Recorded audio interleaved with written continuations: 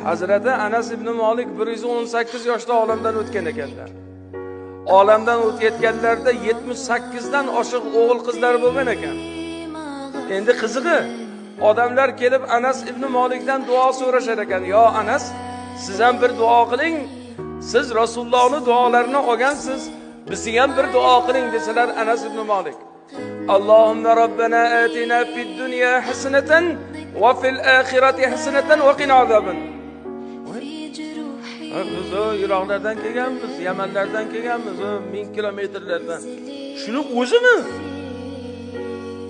Dunyoni yaxshiligini bergin, oxiratning yaxshiligini bergin, qiyomatning azobidan saqlagin.